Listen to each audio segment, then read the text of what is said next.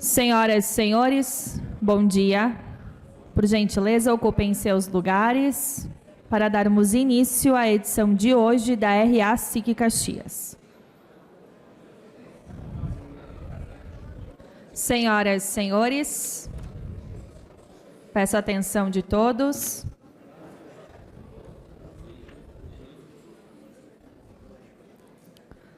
No receptivo da RA de hoje, tivemos a apresentação da família sonora. O projeto tem como objetivo levar a cultura e o ensino da música orquestral para a comunidade de Caxias do Sul. Conheça mais sobre o projeto seguindo a família no Instagram, Família Sonora. Agradecemos a eles por esse receptivo especial de hoje. No último dia 15 de agosto, teve início a campanha para as eleições 2024. A SIC, atenta e respeitando a legislação eleitoral, adotou medidas e processos que garantem a consideração das diferentes opiniões e a continuidade da sua missão de representar a classe empresarial. Ressaltamos que manifestações e publicações partidárias não serão divulgadas em nossos canais, a não ser que se tratem de agendas oficiais da SIC Caxias. Agradecemos pela compreensão e pedimos respeito mútuo durante este período eleitoral.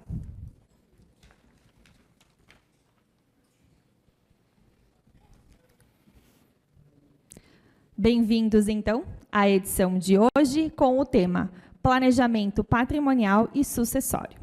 Damos boas-vindas à palestrante, a Head na área de Health Planning da Julius Baer Brasil, Natália Destro. Agora, nos telões, as marcas patrocinadoras e apoiadoras da RA SIC Caxias.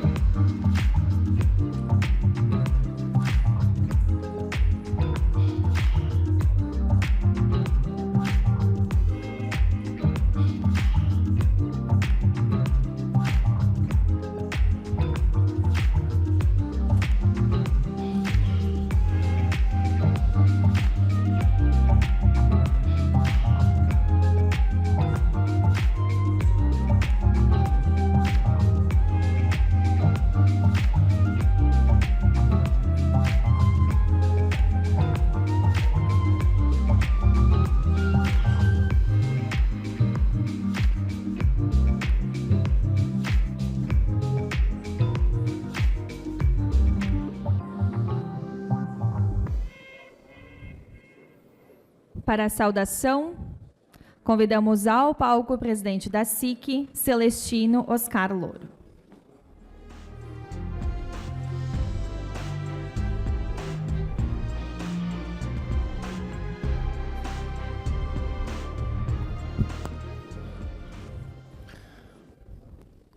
Bom dia muito especial à nossa vice-prefeita de Caxias do Sul, Paula Iores, nosso presidente da Câmara de Vereadores, vereadora Marisol Santos, a nossa palestrante do dia de hoje, a Natália Destro, aos ex-presidentes desta casa, da SIC Caxias, à imprensa e a cada um das senhoras e dos senhores que nos prestigiam nesse final de manhã de hoje.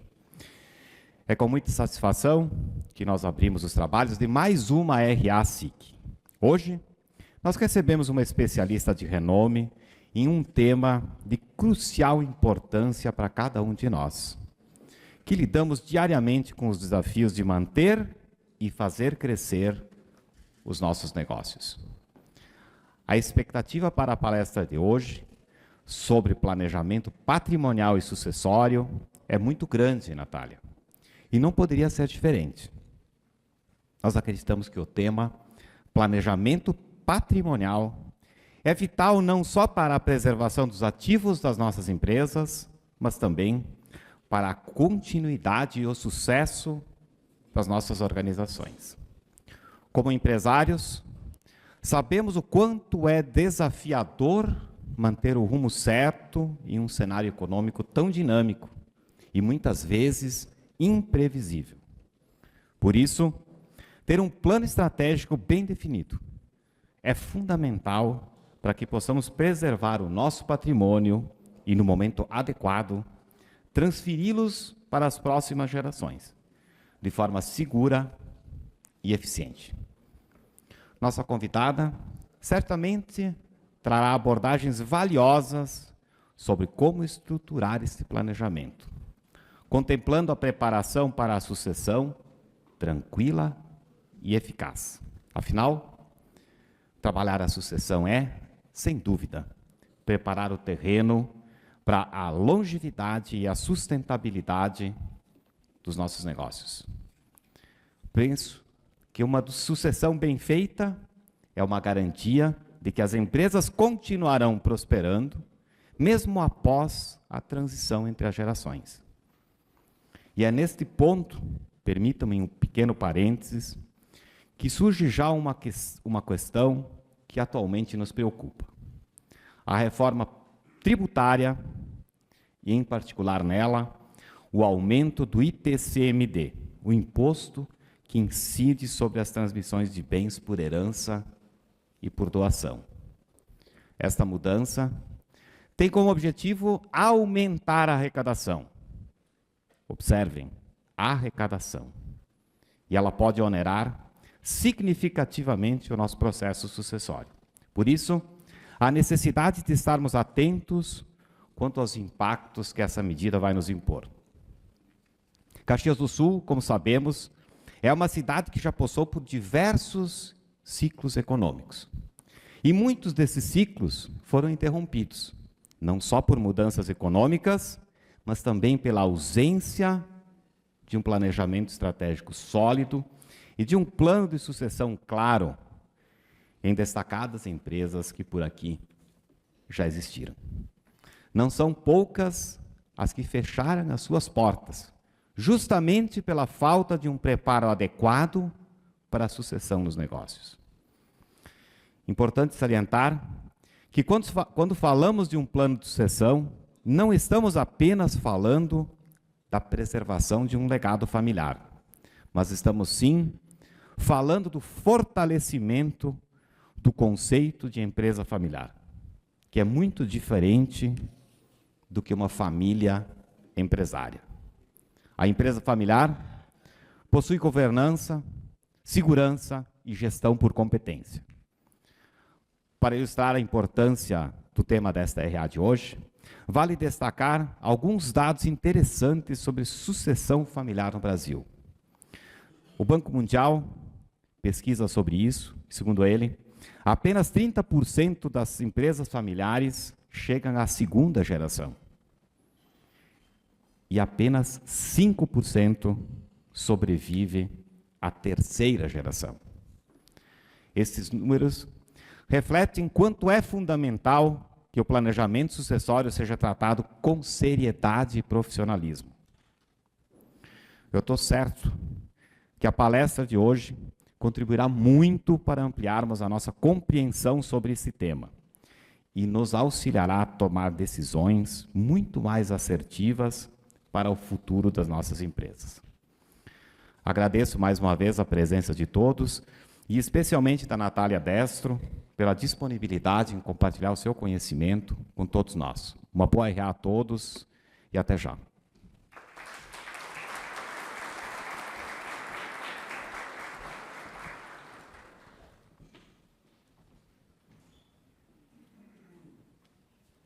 Encante, crie, mude, transforme. Venha para o 6º Simpósio Estadual do Varejo. Faça a diferença. Com Alzira Vasconcelos, Dani Suzuki, Marco Túlio Lara e Mariana Xavier. Atrações e convidados especiais na Arena. Dia 29 de agosto, no Intercity Caxias. Mais informações, cindlojascaxias.com.br. Mídia Partner, Grupo RBS. O Cindy Lojas, então, realiza a 6ª edição do Simpósio Estadual do Varejo na quinta-feira, dia 29 de agosto, das 8 às 18 horas, no Intercity Hotel Caxias do Sul. Com o tema Faça a Diferença, a ação tem como objetivo compartilhar ideias e envolver pessoas em novas sensações e experiências. Com mais de 10 horas de conteúdo, O evento terá palestras simultaneamente em 2 locais: no palco principal, com nomes nacionais, e na Arena Sebrae, com profissionais de referência no mercado local. Ainda, o simpósio conta com realização de pitch de startups para o varejo e feira de conexões, além de um espaço gastronômico. A associada da SIC Caxias tem ingresso com desconto utilizando o voucher SIC Caxias. Garanta já seu ingresso. Senhoras e senhores, a SIC Caxias promove o SIC Connection, o grande evento de gestão da Serra Gaúcha. Durante os dias 4 e 5 de setembro, o evento proporcionará uma imersão nos temas de gestão, liderança, inovação e empreendedorismo, com 8 palestrantes renomados. Garanta já o seu ingresso acessando sicconnection.com.br. Confiram o vídeo do evento. Não basta só aprender. É preciso reaprender. Pensar diferente.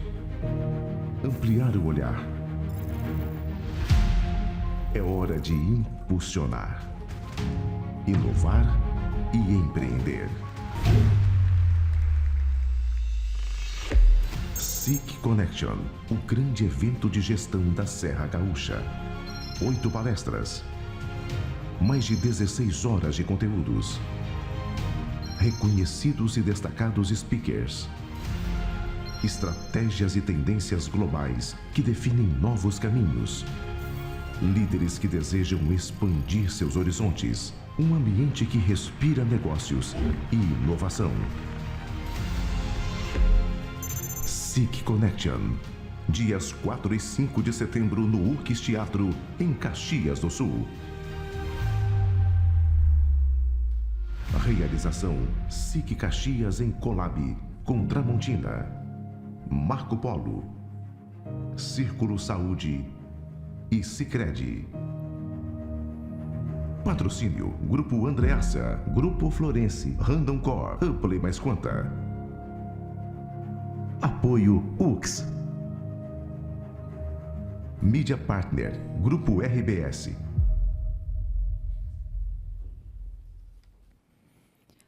O ganhador dessa semana que irá participar gratuitamente do SIC Connection é o Alexandre, que é da IT Brasil, que é o nosso patrocinador aqui da RA SIC Caxias. Parabéns, eu vou convidá-lo ao palco juntamente com o presidente para a foto oficial e entrega, então, do voucher do evento.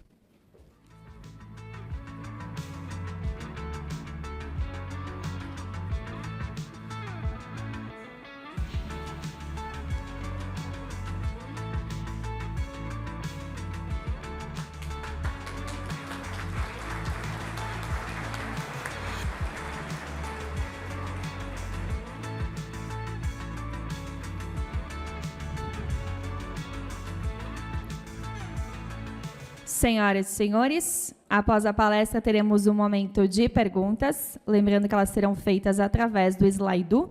Você pode acessar a ferramenta escaneando o QR exibido nos telões ou disponível em sua mesa.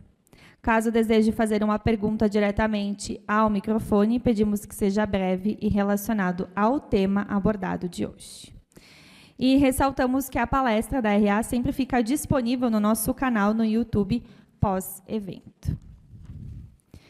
E para que possamos ouvir mais sobre planejamento patrimonial e sucessório, convidamos ao palco para sua apresentação a nossa palestrante, Natália Destro. Bem-vinda à RA SIC Caxias.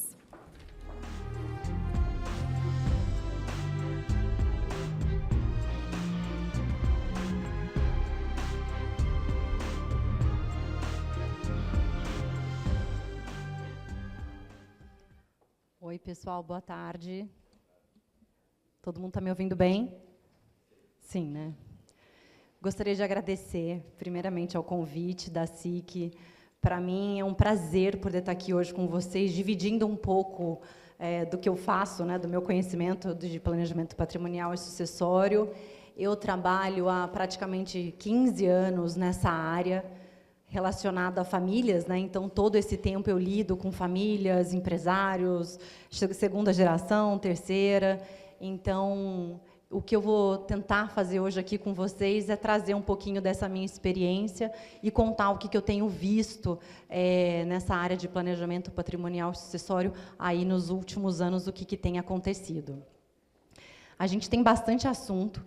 Eu tentei trazer um pouquinho de cada aqui, mas eu espero cumprir aqui com o objetivo nos temas, né? Então, eu coloquei uma agenda para a gente começar, só para vocês terem um pouco de visibilidade do que eu vou falar hoje, nesse tempo aqui com vocês. Primeiro, eu vou explicar um pouco da área, né, de planejamento patrimonial e sucessório, o que esse trabalho faz com as famílias, qual que é o nosso objetivo com esse trabalho. Eu vou trazer um pouquinho das estruturas de investimento e de planejamento que essas famílias fazem. Vou falar um pouquinho de doação, que eu acho que já foi muito bem colocado aqui na introdução, né, que esse tema pode ter um impacto grande agora, principalmente no segundo semestre. Falar um pouquinho de testamento, previdência privada, que a gente viu também algumas mudanças aqui nesse tema. Vou falar bem rápido de regimes de casamento, porque a gente também pode ter mudança aqui com o tema da reforma do Código Civil, que é o próximo tema que eu vou falar também, e falar bem rapidamente da reforma tributária. Então, tem bastante assunto, mas eu acho que vai dar para passar aqui um pouquinho de cada um para vocês. Bom, então, vou começar introduzindo a área de planejamento patrimonial e sucessório. Qual que é o objetivo dessa área? O que a gente faz com as pessoas físicas, com as famílias? O grande objetivo dessa área de planejamento patrimonial e sucessório é sentar com a família, tentar trazer soluções personalizadas para cada família, falando sempre, né, de otimização fiscal. Então, a gente vai ver ao longo dessa apresentação que existem uma série de projetos que podem aumentar os impostos aí de pessoas físicas. Então, como é que a gente busca otimização fiscal dentro das leis existentes? Como que a gente faz esse planejamento também endereçando a parte de sucessão, né? Então, o que acontece com o planejamento numa sucessão? O que acontece com o patrimônio numa incapacidade? E a gente acompanha muito também as mudanças de regras, né? Esse acompanhamento de legislação tributária, regulatória. Eu acho que no último ano e meio, 2 anos, a gente vem trabalhando bastante assiduamente, porque tem muitos projetos para aumentar os impostos. Então, esse acompanhamento de lei, essa visão do que vai mudar, do que a gente pode fazer hoje para antecipar qualquer mudança. Então, essa área também trabalha muito nisso.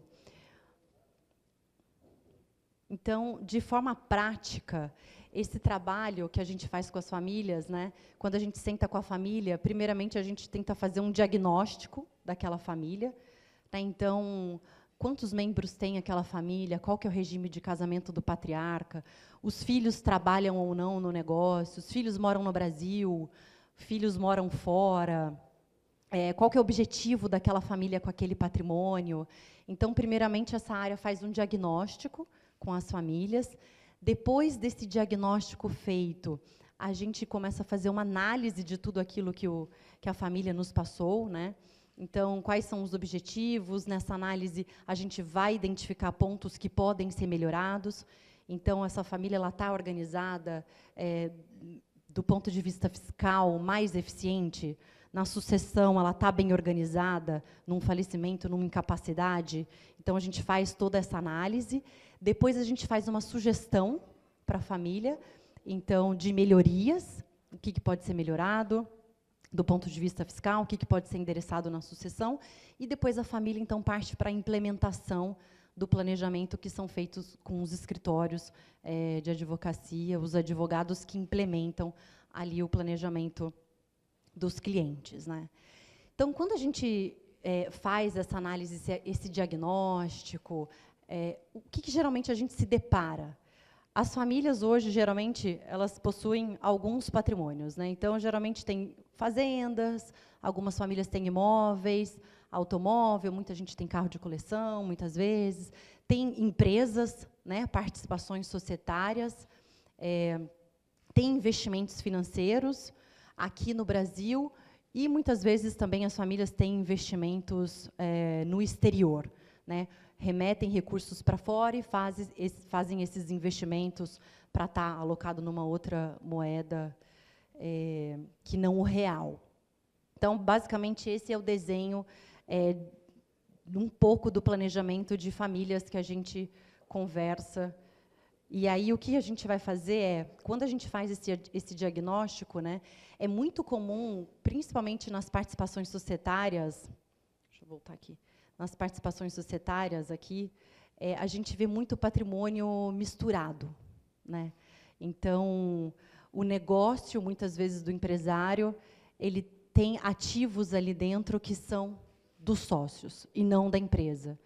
Então, muitas vezes, tem automóveis, muitas vezes tem imóveis, né, muitas vezes tem dinheiro, recursos financeiros que não são da empresa, né, são dos sócios, muitas vezes não são distribuídos. Então, essa confusão patrimonial é muito comum ver nas famílias empresárias, né? E aí o nosso trabalho é justamente falar com as famílias o que elas podem fazer para desmembrar esse risco, né? Porque o negócio é o negócio e os riscos do negócio têm que ser risco do negócio. Imóvel, dinheiro, tudo tem que estar numa outra caixinha, diferente do risco do trabalho, da operação, né? Do risco operacional.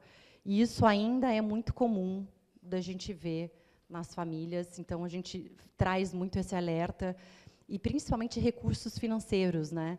A gente vê, às vezes, algumas famílias deixando caixa ali dentro, e o caixa dentro da empresa ele é tributado 34%, pode chegar até 38%, e na pessoa física esse caixa é tributado a 15%. Então, só esse planejamento de caixa, né, estando na física e não na jurídica, a gente já consegue economizar algum imposto.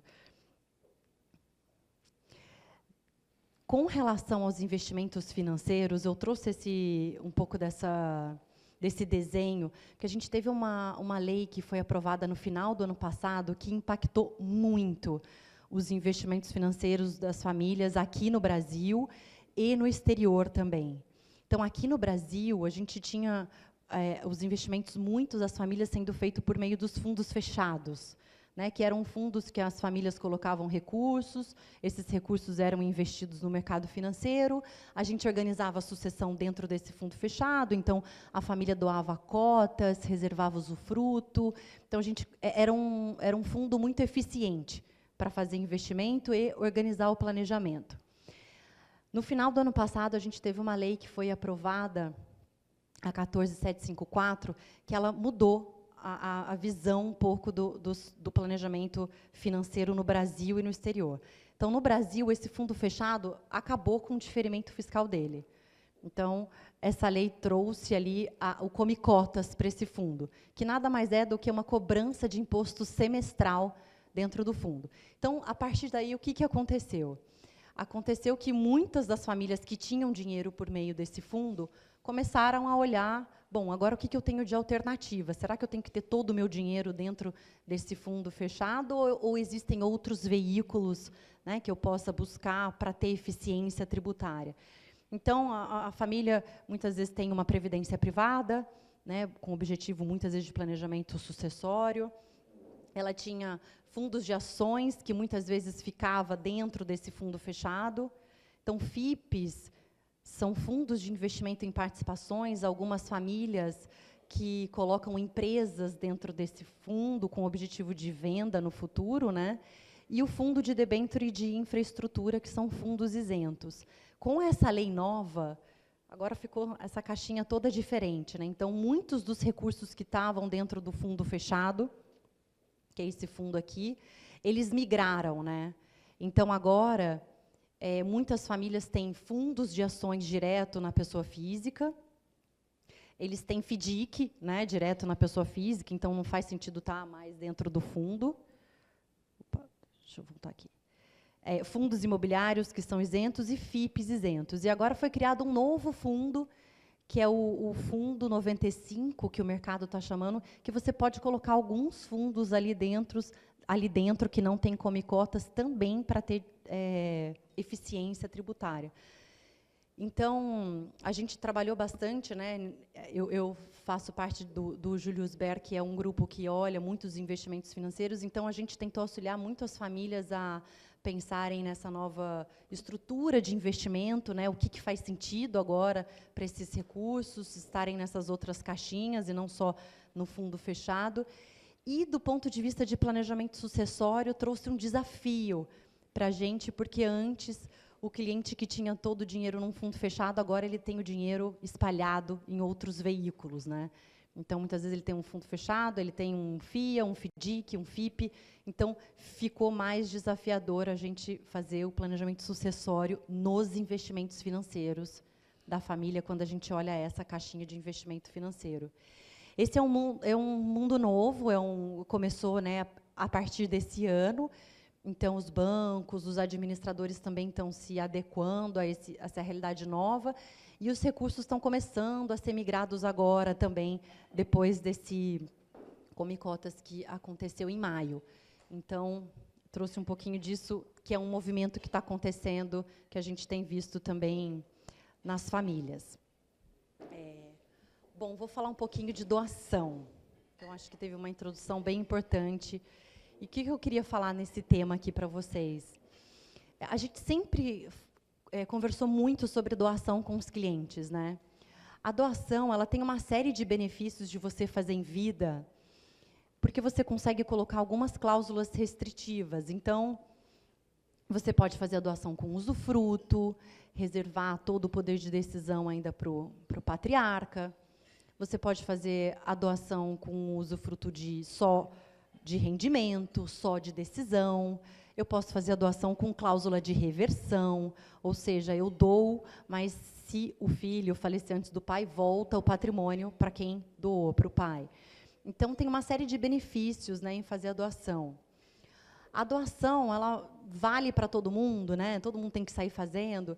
Não, eu gosto de falar para os clientes, né, que a doação ela traz um outro aspecto de planejamento que as famílias têm que pensar, né? Então, às vezes, os volumes de recursos são altos, às vezes, os filhos não estão preparados para receber aquele patrimônio. Eu tenho um cliente que vendeu uma empresa, fez doação para 2 filhos, os 2 filhos pararam de trabalhar, um foi morar na Austrália. Ele fala: Natália, se eu pudesse voltar atrás, eu não teria feito nunca essa doação, porque mudou a vida dos filhos. Então, eu também acho que ela tem que ser planejada, eu não acho que ela tem que ser feita só como uma forma de economia fiscal. Mas o que a gente está vendo nesse tema de ITCMD é, sim, um possível aumento desse imposto, e ele está muito perto, né? Porque muitos clientes também falam: ah, Natália, esse imposto, todo mundo fala que no Brasil é barato, vai aumentar, mas nunca chega. Mas agora está chegando. A gente viu, tem esse projeto de lei 108, que é o projeto que está regulamentando a reforma tributária, e nesse projeto ele trouxe ali alguns aspectos do ITCMD. Então, primeiro, ele está estabelecendo que as alíquotas vão ser progressivas. Então, hoje, o teto dessa alíquota é 8%. Por exemplo, no estado de São Paulo é 4%, aqui é 4% ou 6%, né, aqui no estado, 4% na doação, 6% na sucessão, então ele pode chegar a 8%. Então, esse projeto de lei da reforma, ele já está estabelecendo estados, as alíquotas vão passar a ser progressivas, chegando ao teto, por enquanto, de 8%. E esse projeto também, o que ele está trazendo para a doação? De novidade, né? E aí eu até coloquei, com relação ao estado de São Paulo, que assim que a reforma tributária foi aprovada no final do ano passado, no começo desse ano, o estado de São Paulo já publicou um projeto aumentando a alíquota no estado de São Paulo para 8%, né, alíquotas progressivas. É um projeto que não foi aprovado, mas a gente acredita que é uma tendência dos estados, depois que esse projeto for aprovado, de seguir aí esse aumento e ter alíquotas com teto de 8% por enquanto. Existem outros projetos que podem aumentar esse teto também de 8% para 15%, 16%, 20%. Esses projetos não estão caminhando, mas também é uma expectativa desse imposto poder ser majorado, inclusive trazer uma alíquota federal para ele e não só estadual. Então, até 4% seria para o Estado, e de 4% a 10%, de 4% a 16% vai para a federação. Então, existe também essa expectativa. E esse projeto de lei que está regulamentando a reforma tributária, ele também está aumentando a base de cálculo do imposto. Então, vamos supor que as alíquotas nem sejam alteradas. Mas o que ele está falando? Ele está falando, olha, para quem for fazer uma doação de empresa, de participação societária, seja operacional ou empresa imobiliária, não vai ser mais calculado o ITCMD pelo patrimônio líquido, mas sim pelo valor de mercado da empresa. Então, vai ter que ser levantado um laudo, vai ter que ver qual é o valor de mercado da empresa, e o ITCMD vai ser pago sobre o valor de mercado da empresa. Então, é um aumento considerável da base de cálculo, né?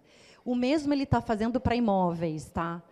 Então, quem tem imóveis na pessoa física e quer fazer uma doação, hoje a base de cálculo é o valor venal do imóvel, e ele está falando que vai ser o valor de mercado do imóvel e não mais o valor venal, então também está aumentando a base de cálculo. Então, eu coloquei aqui para avaliar, né, uma antecipação de sucessão, de doação, porque esse é um tema que eu tenho falado muito com as famílias têm nos procurado muito para conversar sobre essas antecipações, porque quando você doa agora, na lei atual, a gente garante, né, que a alíquota seja de 4%, e existe essa possibilidade de fazer com reserva de usufruto, de decisão, de rendimento, então também tem planejamento para ser feito de forma eficiente, que garanta para a família ainda o controle daquele bem, daquele patrimônio.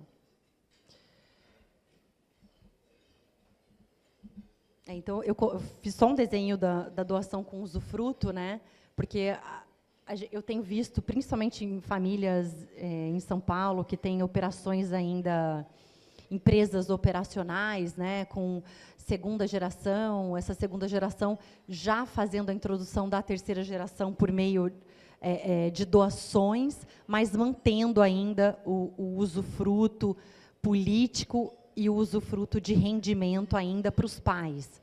Então, é uma forma de garantir a alíquota atual, organizar o planejamento, porque isso não entra mais em inventário, né, quando você doa, o patrimônio já foi transferido, e também traz essa questão de poder já programar as gerações para a entrada no negócio, poder educá-los, enfim.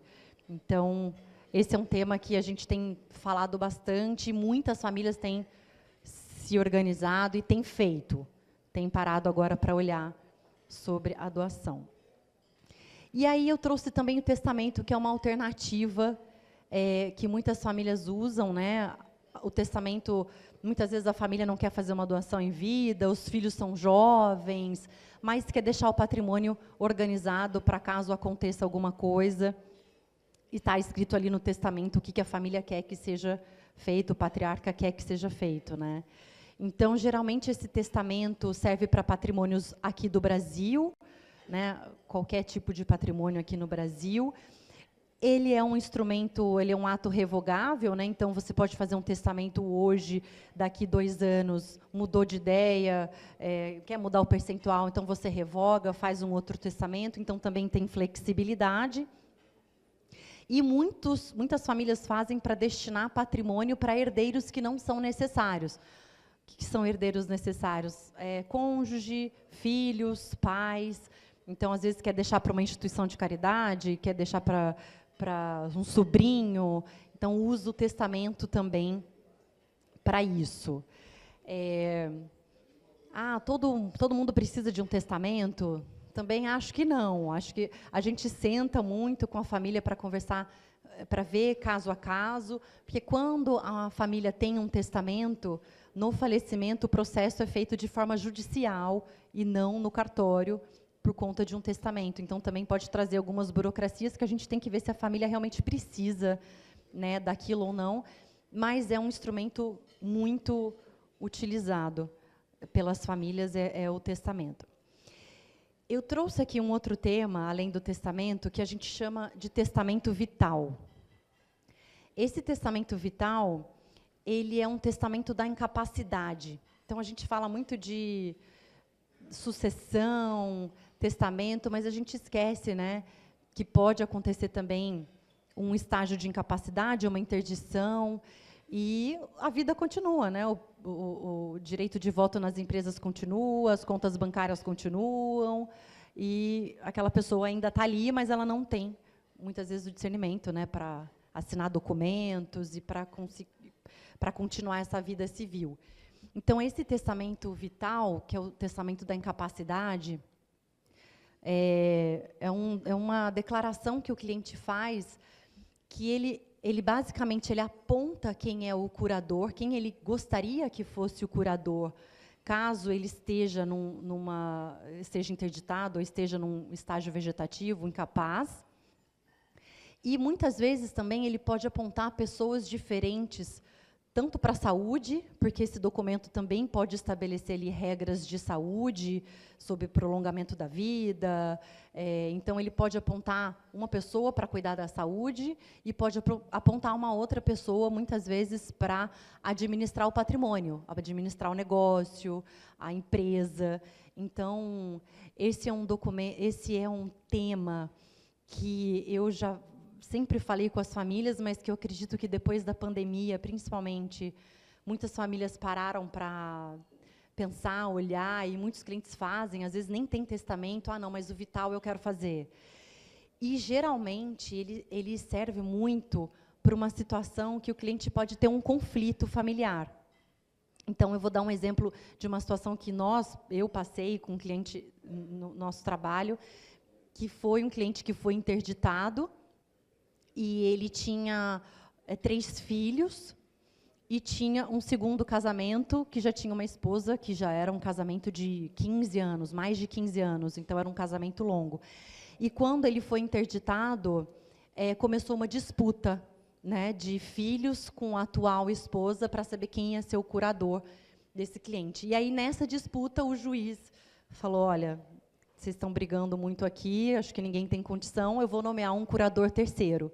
E aí nomeou um curador terceiro, e a minha experiência particular, que foi mais da parte financeira, lidando com esse curador, foi assim, praticamente um caos, porque esse curador entra, ele não tem conhecimento do patrimônio, às vezes o cliente tem dinheiro no exterior, tem imóvel no exterior, tem condomínio para pagar, então tudo demora muito, as contas ficam bloqueadas, então foi uma dilapidação de patrimônio que a gente viu nesse tempo bastante grande, né?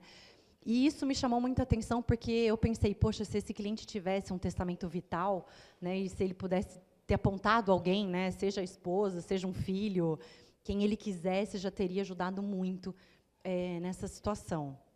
Então, eu trouxe aqui esse tema, porque é um tema que a gente tem falado também muito com as famílias, e eu acho que é um tema importante também aqui.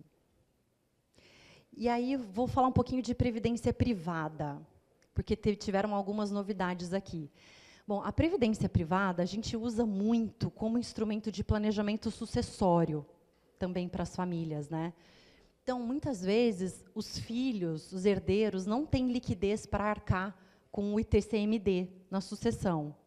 E o cliente não quer doar em vida, às vezes, porque esse filho ainda é jovem, eu não quero já transferir esse dinheiro.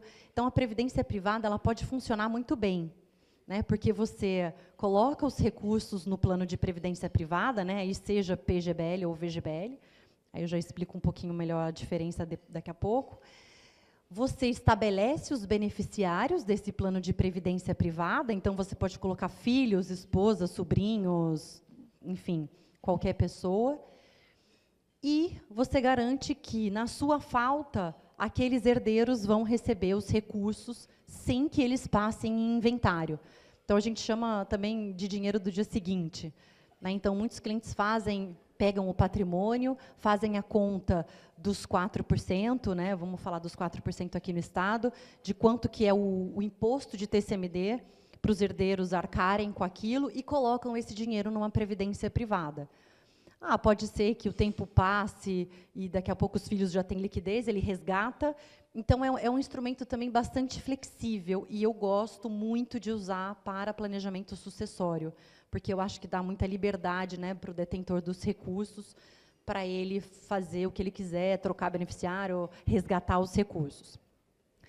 A previdência privada, antigamente, ela era muito mal vista por conta de rentabilidade, né? Mas o que a gente viu nos últimos anos da previdência privada, a SUSEP, ela regulamentou e ela sofisticou muito esses planos de previdência privada. Então, hoje, a gente tem planos de previdência privada que investem no mercado em fundos multimercados, fundos de ações, então, e tem rentabilidades atraentes também. Então, por conta dessa sofisticação, esse é um produto, né, uma alternativa que ganhou muita força aí nos últimos anos com as famílias. Mas o que aconteceu aí com a previdência privada? Claro que, acho que nesse olhar para arrecadação, aonde que eu posso ganhar mais, arrecadar mais, o governo viu que esses recursos não são tributados, na grande maioria, pelo ITCMD. Então, na maioria dos estados, né, eu coloquei até aqui, exceto Minas, Paraná e Rio de Janeiro, que têm disposições específicas estaduais, exceto esses 3 estados, a maioria não cobra o ITCMD na transferência desses recursos para os beneficiários. Então, o que aconteceu agora, nesse projeto de lei da reforma tributária, é que eles trouxeram a previsão do pagamento do ITCMD também para os recursos da Previdência Privada, seja VGBL, seja PGBL, mas ele colocou um aspecto temporal. Ele falou que vão ser tributados pelo ITCMD os recursos aplicados no plano nos últimos 5 anos antes do falecimento. Então, eu faleci agora, em 2024, a seguradora vai olhar os aportes que ocorreram no meu nome de 24 para trás, né, dos últimos 5 anos, e vai recolher os 4%, arrecadar, né, recolher os 4% e pagar líquido para o beneficiário. Então, esse tema é muito discutido, ele saiu do texto, voltou, saiu, voltou, e agora ele voltou. Então, o texto que está na Câmara, para ser aprovado, ele está com esse dispositivo de tributar também os recursos de previdência privada, limitado a esses 5 anos por enquanto, né? Ainda é um projeto, isso também pode mudar. E uma outra mudança que teve também nos planos de previdência privada, que aconteceu logo depois que essa lei foi aprovada, que mudou os investimentos financeiros aqui no Brasil, né, no exterior, foi com relação à impossibilidade do cliente fazer planos de previdência privadas exclusivos. Então, o que acontecia? Famílias que tinham volumes de recursos pouco mais relevantes, então, a partir de 10, 15 milhões de reais, faziam um plano de previdência privada exclusivo da família, que nada mais é do que o gestor ter mais flexibilidade de gestão dentro daquele plano de previdência privada. E aí o governo também barrou essa possibilidade e falou que aportes acima de 5 milhões de reais não podem ser feitos em fundos exclusivos, você só pode fazer em fundos pulverizados do mercado. Então, também foi uma restrição que o governo trouxe. Essa restrição já está aprovada, né, não é um projeto, isso já está valendo. E, então, agora, aportes de 5 milhões de reais só podem ser feitos em planos pulverizados.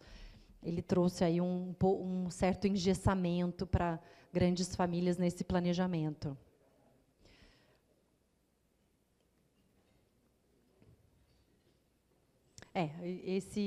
Eu fiz esse desenho aqui, trouxe essas novidades, né, que foi esse limite de 5 milhões de reais, que eu comentei com vocês, e a reforma tributária agora, finalmente, que incorporou no texto infelizmente, né, esse imposto de TCMD para os recursos da Previdência. O que é importante falar aqui, que mesmo que tenha cobrança do ITCMD, né, nesses aportes feitos dos últimos 5 anos da data do falecimento, a previdência privada ainda continua sendo um recurso que vai ser liberado imediatamente para os herdeiros, sem que passe inventário. Então, eu acho que essa vantagem ainda continua, é um instrumento que as famílias ainda pensam para planejamento. Eu trouxe um pouquinho aqui só de regime de casamento, bem rápido, porque ela já falou aqui que eu já tenho 10 minutos, então eu vou tentar ser bastante eficiente, que eu ainda tenho 3 temas. Eu trouxe aqui um pouco do regime de casamento, eu trouxe só 2, que é o comunhão parcial de bens e o separação total de bens, para introduzir o meu próximo tema. Então, o comunhão parcial de bens, que é o regime hoje vigente, né? Então, se eu for casar e não estabelecer nenhum regime diferente hoje de casamento, for no cartório, vai ser o regime de comunhão parcial de bens. No falecimento, como é que fica a divisão desse patrimônio, né? Esse patrimônio ele vai ter um patrimônio comum, né? Então a gente vai olhar o que foi adquirido na constância do casamento. Então, o que foi adquirido na constância do casamento? 50% é do cônjuge sobrevivente e os outros 50%, no meu caso aqui, do meu exemplo, que tem 2 filhos, 25% é disponível desse patrimônio comum e os outros 25% eu necessariamente dou para os meus 2 filhos. Quando eu falo disponível, esse disponível é tanto para doação em vida quanto para testamento, né? E o patrimônio particular que eu tinha antes do casamento, como ele é dividido na sucessão? 50% desse patrimônio particular é disponível, eu faço o que eu quiser, e os outros 50% é obrigatoriamente para cônjuge sobrevivente e para 2 filhos. E tem o regime,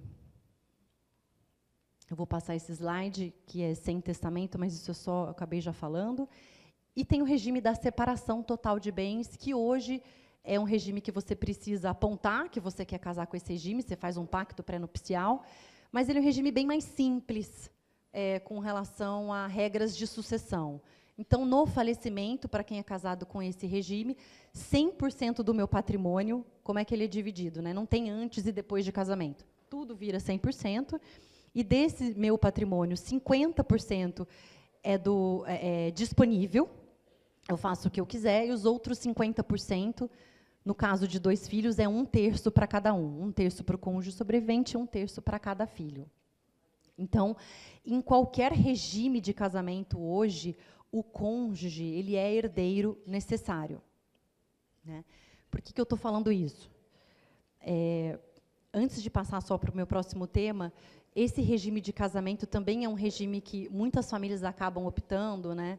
Porque traz também uma proteção muito grande para o patrimônio, porque qualquer separação em vida não tem que se falar em nenhuma divisão de patrimônio, só há divisão do patrimônio se houver o falecimento, porque aí o cônjuge e os filhos viram herdeiros necessários. Então, para empresários, clientes que têm empresas que tomam risco, tomam empréstimos, alavancam, então, esse regime de casamento a gente usa também muito para proteção patrimonial, por conta dessa liberdade que dá, né, para tomar crédito, continuar a vida empresária sem depender da assinatura do cônjuge.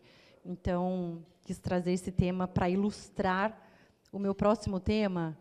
Eu vou falar bem rapidamente, só para vocês saberem que também está em discussão um projeto na Câmara que vai trazer aí vai reformular, né, a reforma do Código Civil. E qual que é o objetivo aqui dessa reforma do Código Civil? O objetivo é desburocratizar uma série de planejamentos, né, que a gente já tem hoje com os cartórios, e também trazer um pouco mais de liberdade para o detentor do dinheiro. Então, eu vou dar um exemplo bem rápido.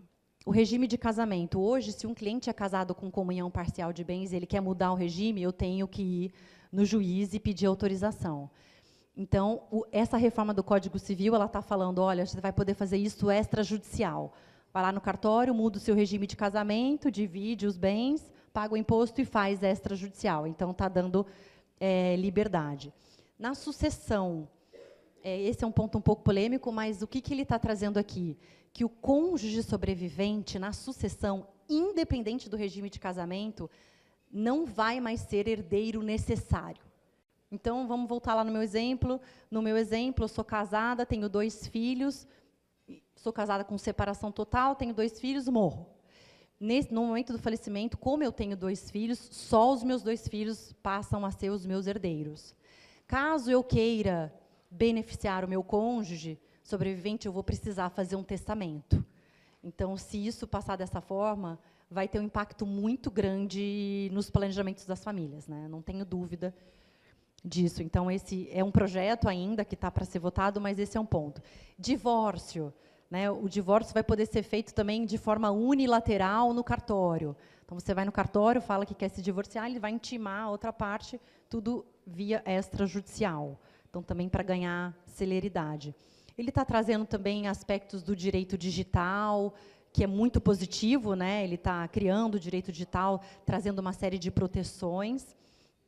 E também tem uma questão dos alimentos compensatórios aqui, que ele está trazendo de previsão, que é um ponto também um pouco polêmico, mas que ele está trazendo ali uma previsão que, mesmo independente do regime de casamento, mesmo se for separação total, se houver uma separação e a parte se sentir lesada, pode ter aí pode ocorrer o pagamento de uma indenização compensatória para equilibrar a vida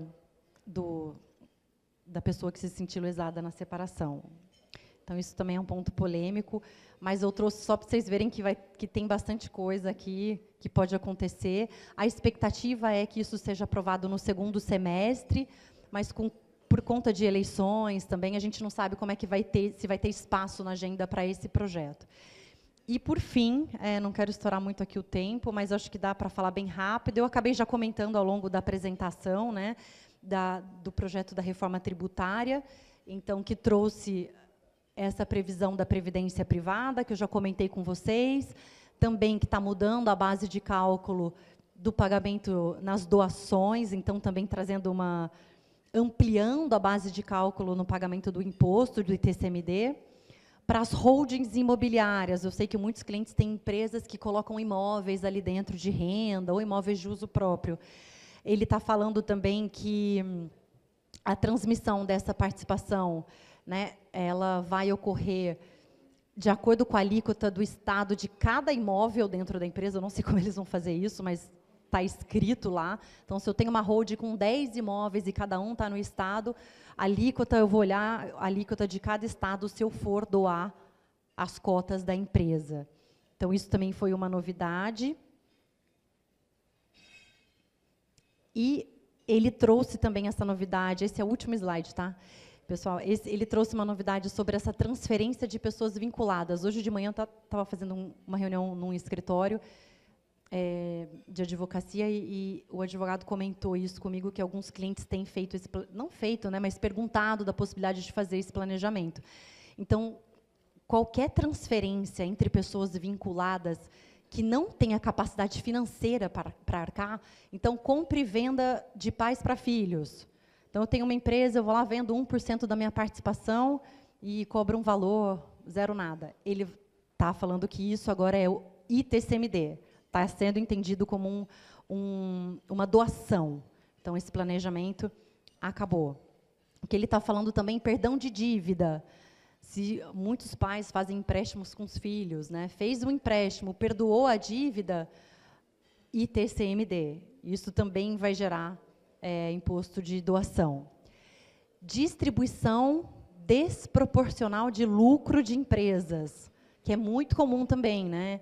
Então, o cliente, às vezes, faz uma empresa, uma holding, doa lá 1% para o filho e distribui desproporcional o lucro para aquele filho. Então, se o filho, né, tiver 1% da empresa e receber um lucro uma distribuição desproporcional de 10%, aqueles 9% vão ser tributados como o ITCMD. Então, esse projeto também está trazendo essa previsão. E sucessão de ativos no exterior, né, que é o último ponto aqui, que hoje também existia uma dúvida se o pagamento do ITCMD era devido ou não.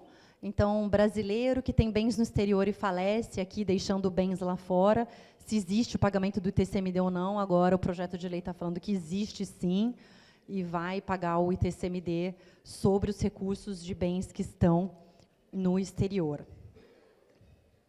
Pessoal, acho que eu falei tudo. Eu coloquei aqui a foto do Alessandro, que está aqui comigo hoje e fica aqui em Porto Alegre, mas vem sempre a Caxias. Eu também venho a Caxias, eu trabalho 15 anos com isso, eu venho a Caxias há bastante tempo também. Então, eu gostaria muito de agradecer a todos vocês.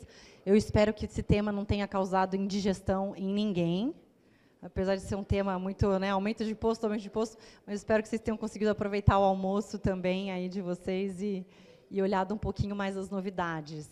Não sei se a gente vai abrir para perguntas. Obrigada.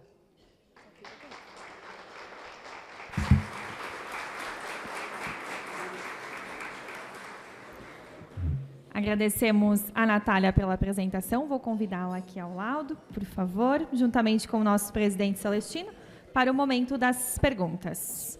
Nós vamos iniciar as perguntas com o nosso diretor jurídico, André Zucco. Vou convidá-lo mais próximo ao palco, por favor. Oi, Zucco, bom dia. Bom dia.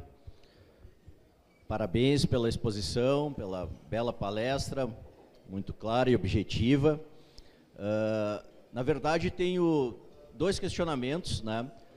Um é relacionado a um assunto que a nossa diretoria jurídica da casa tem conversado bastante, que é sobre as alterações, né, do projeto do Código Civil e os impactos na questão empresarial, mas também muito bem abordado por ti, né, nessa questão sucessória.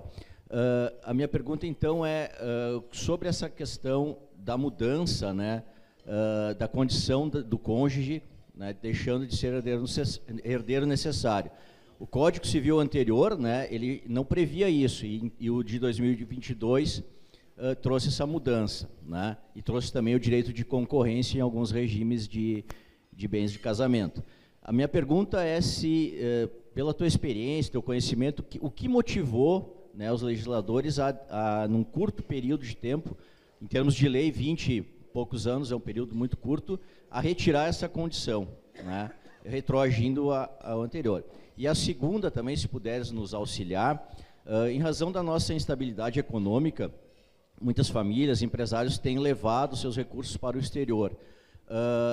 No caso dessas famílias se utilizarem de instrumentos do exterior na questão sucessória, alguns têm feito isso, trust e outras ferramentas, né? Como isso funcionaria no caso de operacionalizar a sucessão no Brasil, utilizando essas ferramentas do direito internacional? Muito obrigado. Obrigada pela pergunta. Acho que são duas perguntas muito pertinentes. Eu vou começar pela primeira pergunta sobre a questão do que motivou, né, o que levou essa questão da retirada do cônjuge como herdeiro necessário.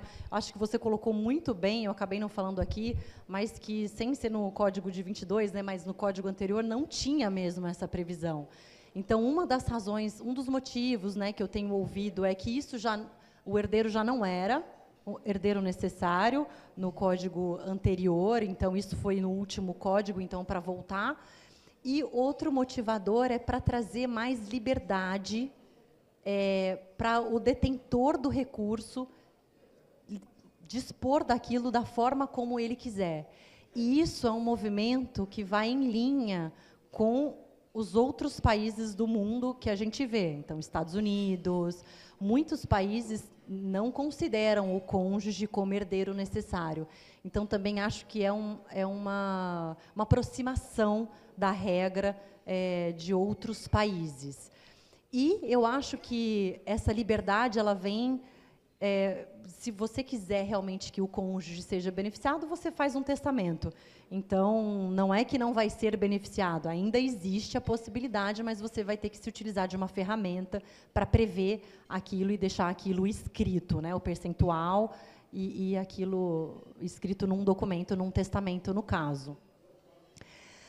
Eu tenho falado muito com os escritórios de advocacia de família, inclusive alguns advogados que participaram desse projeto, que parece que ele foi muito rápido, né? Mas, na verdade, ele está sendo discutido, essa reforma do Código Civil, já há algum tempo.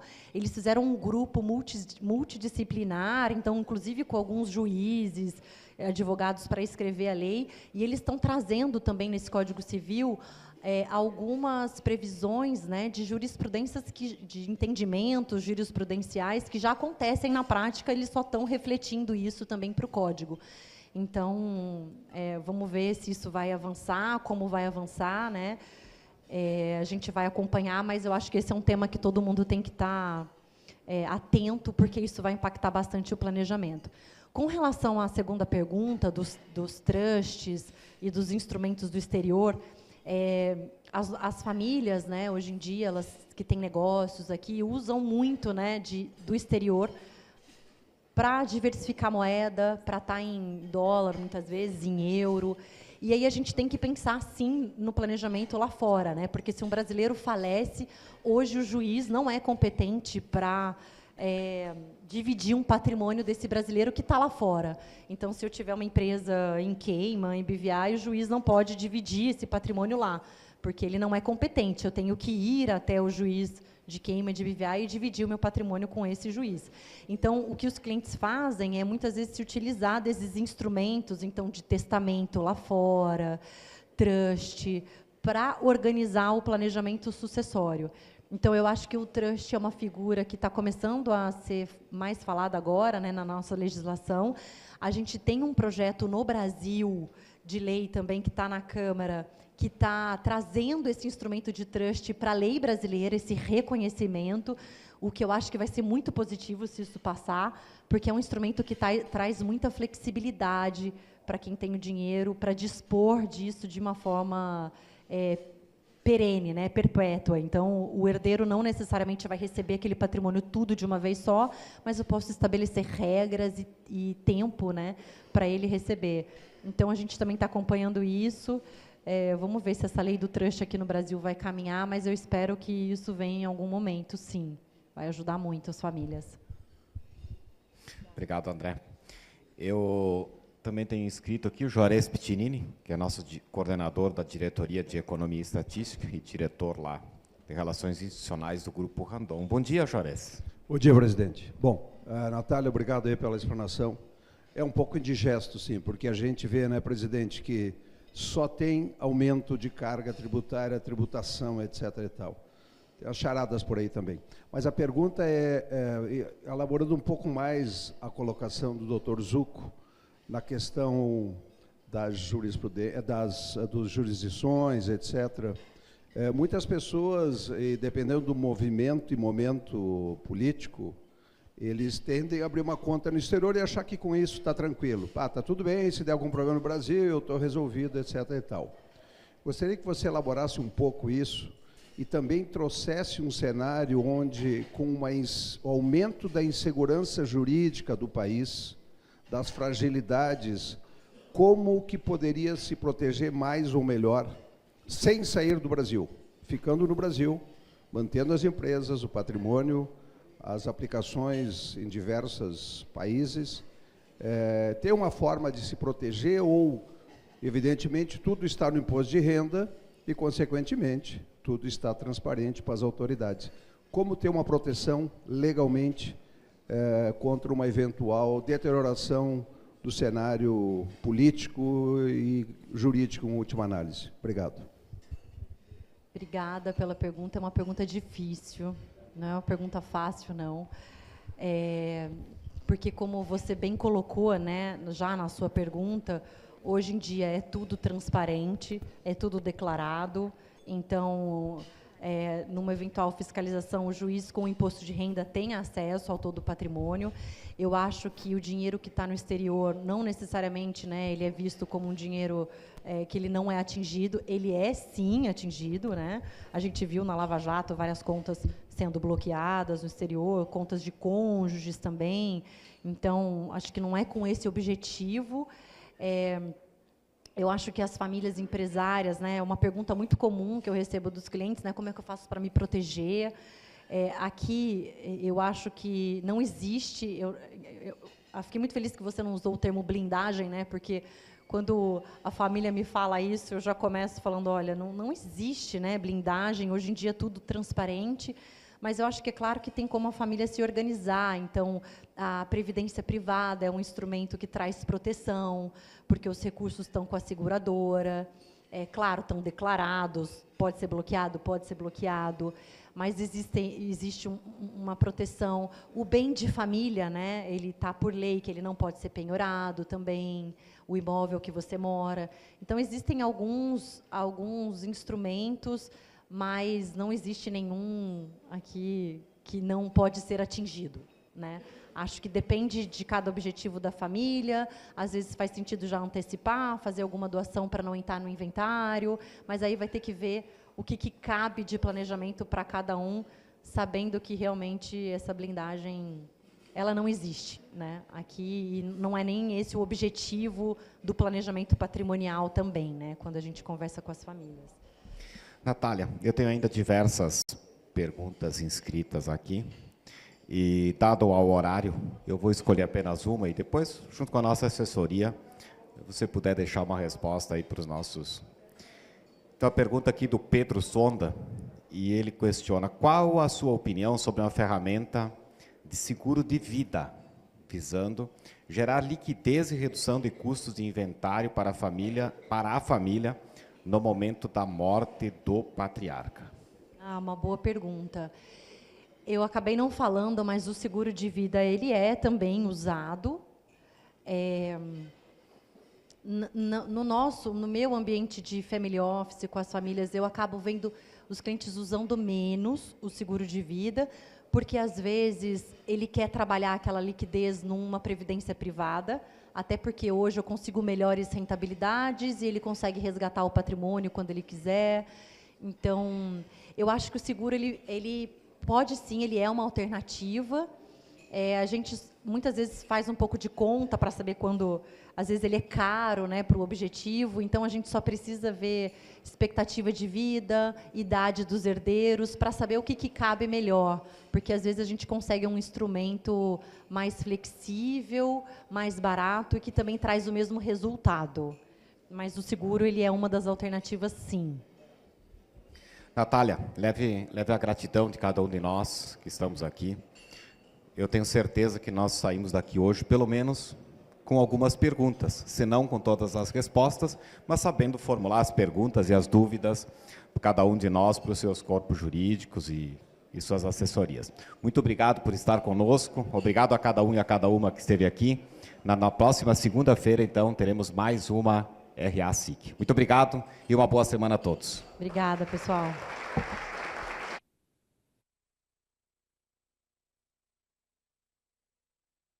Saúde, proteção, confiança, excelência.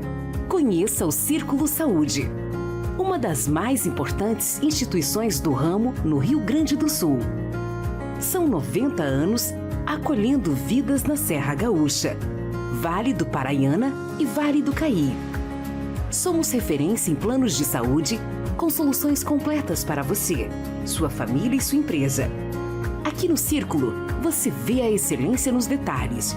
Nosso hospital tem uma das mais modernas infraestruturas de saúde, acreditado com excelência e reconhecido pelos seus programas de atendimento humanizado. Contamos também com centros de especialidades médicas e centrais regionais de serviço, levando saúde e bem-estar a mais de 30 cidades. Além da infraestrutura própria, mantemos uma rede inteligente de parceiros e profissionais credenciados. Esse conjunto possibilita serviços completos, seguros e resolutivos. É um cuidado que você sente de verdade. Afinal, a gente cuida da sua saúde de forma integral, com sensibilidade e agilidade.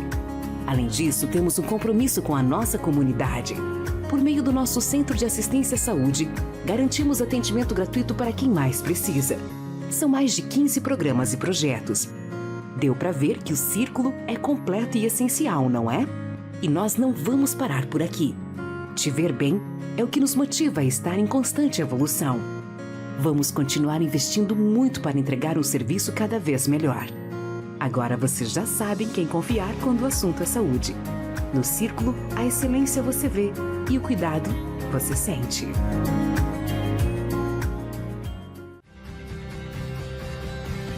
Fazer jornalismo e entretenimento que conectam os gaúchos e contribuem para uma vida melhor. Nenhuma outra empresa dá tanta atenção às coisas da nossa terra e ao dia a dia do nosso povo. Todos os dias informamos, debatemos e repercutimos episódios e fatos importantes do Estado. A RBS quer ser uma arena, dar voz, ser o grande talk tank de temas importantes para o nosso Estado. Queremos trazer assuntos relevantes para as nossas comunidades. Trabalho, educação, inovação e empreendedorismo. E assim construir conexões positivas que impulsionam a evolução. E na busca por relevância e conexão com o público, o papel dos jornalistas e comunicadores é cada dia mais importante. Queremos ter as vozes mais relevantes e, para isso, estamos abertos a parcerias e novos modelos de atuação. A partir do humor e da música, levamos leveza e diversão para o público na programação da rádio e da televisão. A maioria dos grandes eventos que vêm ao estado são realizados com a RBS, tanto na promoção quanto na produção. Com a Globo, temos em nossa grade os melhores programas de jornalismo e de entretenimento, com as maiores audiências do país. Há 4 anos lançamos GZH, que hoje conta com mais de 100 mil assinantes. E a meta para o futuro é audaciosa. Queremos aumentar a carteira de assinantes digitais em 50% nos próximos 3 anos e amplificar a atuação de todo o nosso portfólio digital, principalmente no esporte e no entretenimento. Interativo e segmentado. O rádio é sempre atual, é instantâneo, é móvel e pode ser consumido em qualquer lugar. Otimista com a TV aberta no Brasil, a RBS está atenta ao avanço pós-TV digital HD, que prevê tecnologias para personalizar conteúdo, direcionar a publicidade e trazer ainda mais funcionalidades e qualidade. A evolução dos aparelhos de televisão vai acelerar o surgimento de novidades. E pode ter certeza, vamos acompanhar essa transformação. A força da RBS no mercado publicitário reflete nossa forte relação com os gaúchos. Queremos ser parceiros de negócios das marcas que atuam em nosso estado. Acompanhamos a evolução. Combinamos novas ferramentas com a tradição e a liderança dos nossos ativos. Simplificamos as decisões e, com a nossa visão 360, entregamos mais do que se espera de um veículo de comunicação.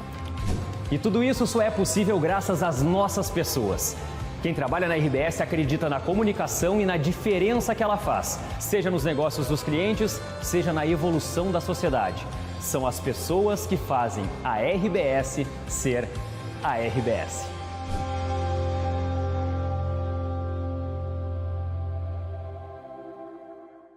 Para a praia, casa ou campo, com Marcopolo já estou pronto. É acessível, eu te garanto.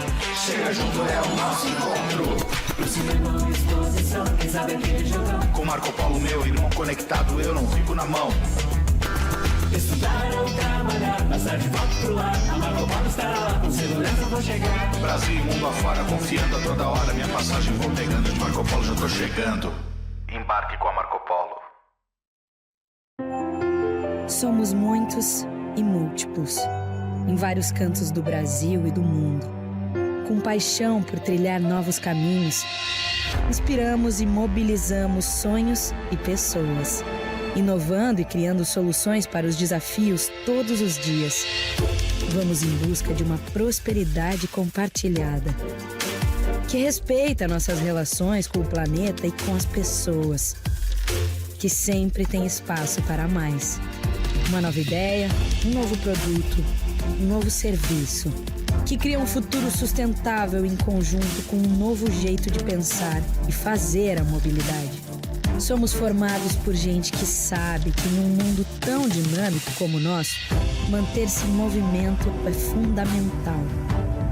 É assim que seguimos, com apetite pelo amanhã e muita coragem para viver o futuro.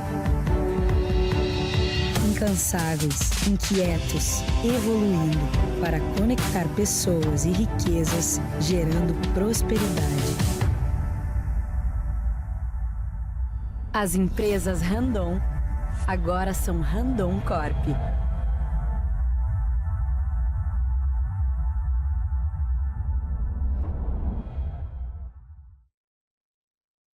Um amigo pra confiar, um parceiro para contar.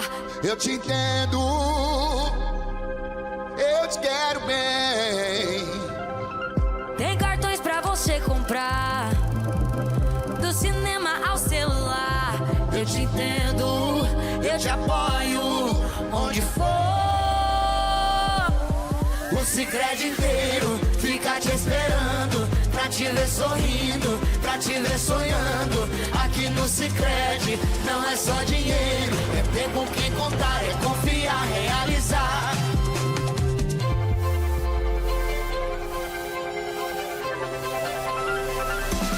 De jeito maneira, não é só dinheiro, é ter um parceiro. Eu sou o Sicredi, tô no Brasil inteiro. Abra uma conta no Sicredi. É mais que cartões, créditos, investimentos. É ter com quem contar ao seu lado.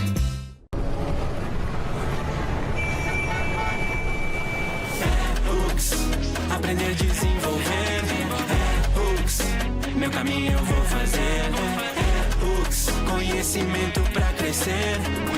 Hooks, meu caminho eu vou fazer. Vou seguir um novo ritmo na minha batida, então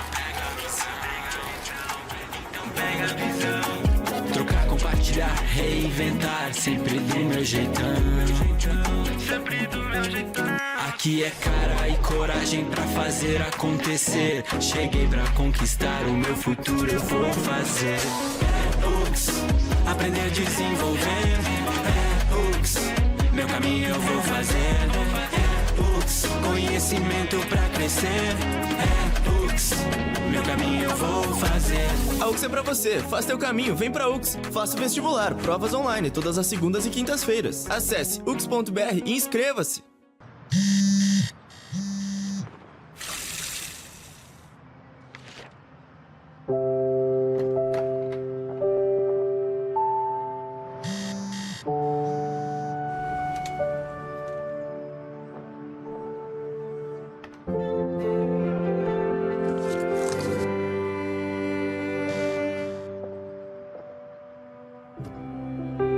Papai.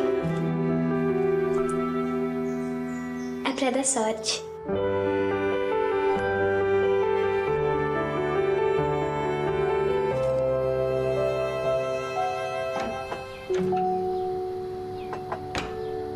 Deu certo, papai?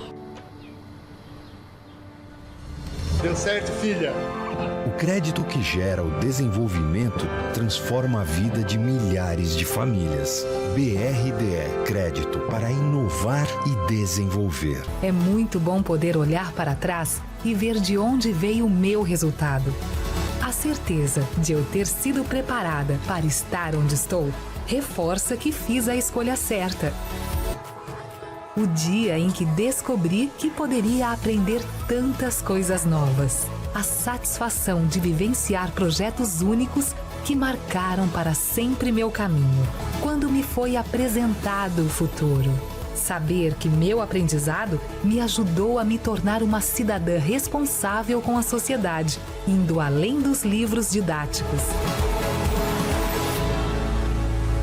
O mundo evolui constantemente. E as ameaças cibernéticas estão cada vez mais automatizadas e diversificadas. Os métodos convencionais de segurança não conseguem acompanhar essa velocidade. É hora de mudar.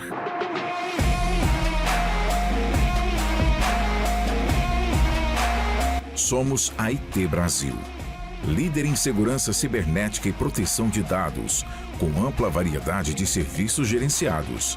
Há mais de 20 anos protegemos empresas com soluções de ponta de forma integrada.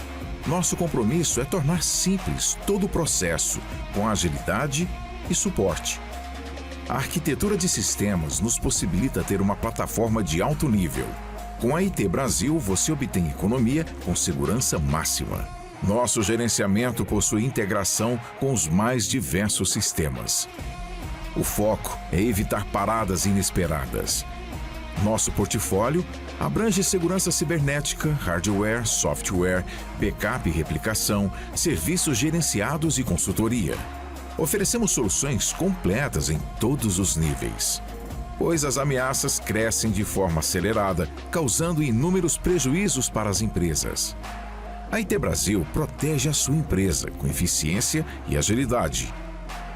IT Brasil. Inovação e tecnologia.